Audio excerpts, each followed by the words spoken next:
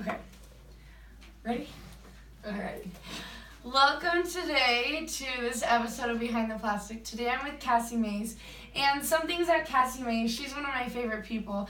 I love Cassie because she's always super confident, but also still being kind at the same time. She's a really good leader. She's involved in a ton of things and some pretty cool things, and she'll actually be able to tell you about that. But some pretty cool things that aren't just generic high school things. She's involved in cool things with FFA and different things like that. So with that, we'll get started. So what are some of the things that you are involved in? I'm involved in FFA. I'm also a state officer for Idaho 4-H. I'll be a state officer until this June when I get released and the new officers are rolled in. As Micaiah said, I'm involved in FFA here at West Jefferson and also at the district level. So for the district, which is the North Upper Snake River District, I'm the vice president. And here at West Jefferson in the chapter, I'm the president, and I've also been the historian in following years. I've been in NHS as the public communications coordinator, and this year I serve as the school service leader. I was the SCCLA president my junior year, and I also have done extracurricular activities such as volleyball, softball, and the school play. Yeah, and Cassie, I just think that's so cool. She has this really cool thing where whenever she goes into something, she doesn't just, I was going to say half it, but she doesn't just do a part-time. She goes into it and she tries to be the best at it, and she runs for the leaders, and I think that's really cool is because she is a good leader and she knows that, and I don't think there's anything wrong with that. So how are these things that you've been involved in shaped the person that you have become?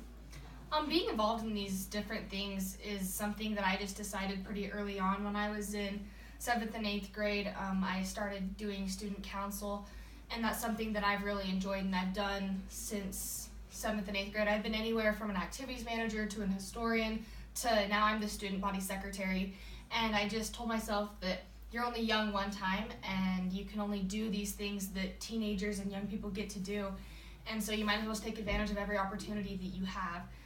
Being in these different leadership positions has taught me to always give 110%, and it's also taught me how to work with people and develop adult relationships. I totally agree. Being a young person, you have to learn how to work with people, and you're going to work with people your entire life. So starting when you're younger, you're just going to get better. Yeah. And that's why I wanted to do it, and it teaches you how to have mutual respect with people that you work with, and that's also really important. Yeah, I agree with that. I think that you have grown some really cool relationships with the adults and the teachers in our school, and I think they really respect you for that, and I really respect you for that. I think sometimes it can be hard to have a actual relationship just be from teacher and student to more of a respect and friendship, and I think you've done a really good job of that. So what is your favorite memory of something that you have done in high school? And it doesn't have to be like in school. It can be like Girls State or different things like that you've done outside of school but still with the school. I think Girls State would be a really good place to start with that memory. Me and Micaiah both, along with 3 other girls from West Jefferson, had the opportunity to go to Boise for a week and learn about the judicial system and the government that we live in today. And through that experience, I made 20 new best friends in just under a week. And they tell you when you get there that that's how it's going to be, and you're like, yeah, okay. And you like, dream on, no way, I'm going to hate You're this. like, no, I don't like these girls. They're way better than me. Like, they're so ambitious. They are in every club. Like, everybody is so awesome there and so driven and outspoken, and you just want to be like every single one of those girls that you meet. And something that's really cool and why I like that experience so much is because it didn't just take it didn't just like help me there and help me learn about the government, but I learned so much from those girls about how to just be a true friend. You know, you have friends your entire life growing up in high school and elementary school or whatever, but I think when you learn how to be a friend with someone outside of a school setting, it's a stronger connection. And I still talk to those girls to this day, and I'm pretty sure I'll always talk to them for the rest of my life. Well, yeah, and I think I came home and told my mom after, because I went to Girls State too, but after I said, Mom, these girls know more about me than the friends I've had my whole life. Like, and I have a stronger connection with them than most of the girls I went to high school with. I don't know, it's a really cool environment. And something else cool that Cassie did at Girls State, so you can run for different positions in offices, and so I just wanted to be a reporter, and once you're a reporter you can't do anything else because that's kind of more up my alley and I'm not huge into the government.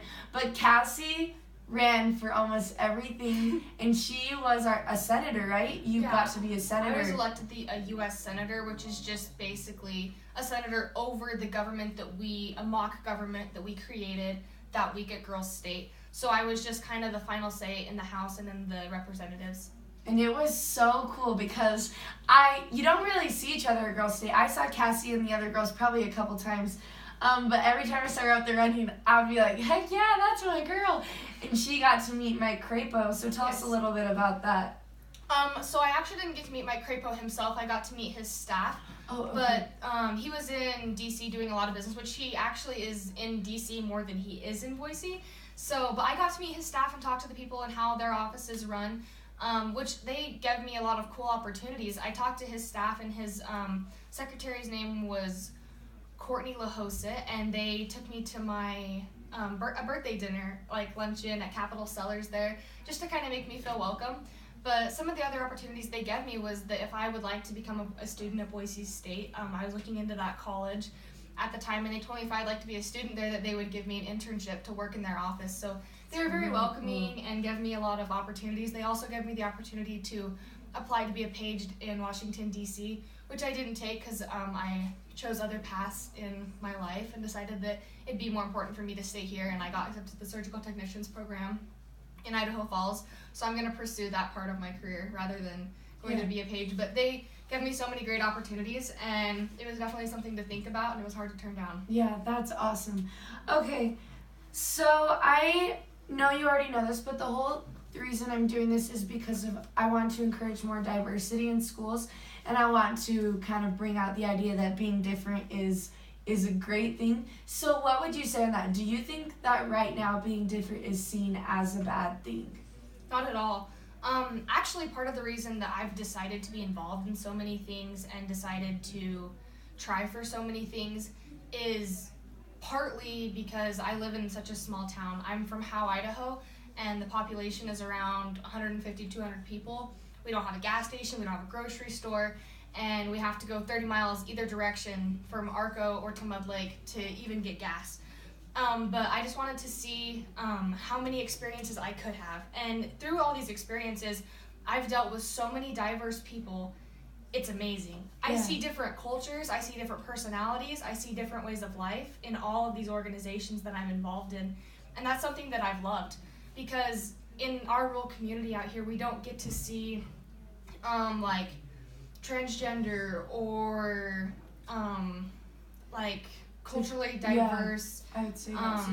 Colored people. Like, we don't learn how to deal with people like that don't look just like you. And I think that some kids out here are more uncomfortable when they're put in situations with people that aren't just like them. Yeah, I agree. So learning to be involved with diverse people and learning how to respect their opinions and the way that they grew up versus the way you grew up has been so beneficial to me. And honestly, I love diverse people because I think they're just so fun to get along with, because you learn their difference of opinion and you also get to learn how they do things, and it's really helped the way that I do things and how to be respectful to them and not hurt their feelings but still get my opinion and my ideas across. Yeah, I agree.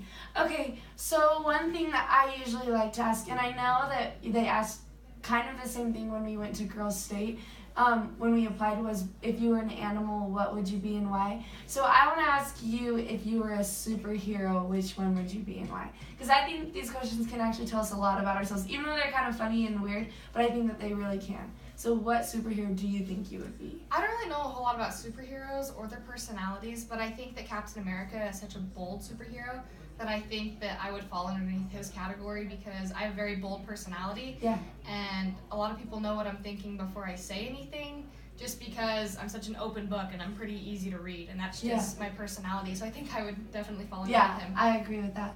And then what is one word that you would pick to describe yourself? I think ambitious would be a really good word to describe myself. I try to try a lot of things, even if I don't want to. I just try to try them. I think a good example of that was me trying FCCLA. FCCLA was at West Jefferson, and then it died out for about 10 to 15 years. I can't quite remember. But they needed a president. They needed an upperclassman to step up, and we didn't exactly have a senior that wanted to do that. So Ms. Robertson came to me and asked me if I would start the chapter, and I agreed. I went to a couple trainings on how to just get the chapter started, but I found out that it just wasn't for me. I loved FCCLA. And that's okay. That's what it is about, you know, trying things, and even if it's not. Especially in your youth, while we're in high school, I enjoyed trying all these organizations, and they've led me in the direction I want to be. They've given me a lot of life skills that I'm going to take with me, and I'm always going to have with me.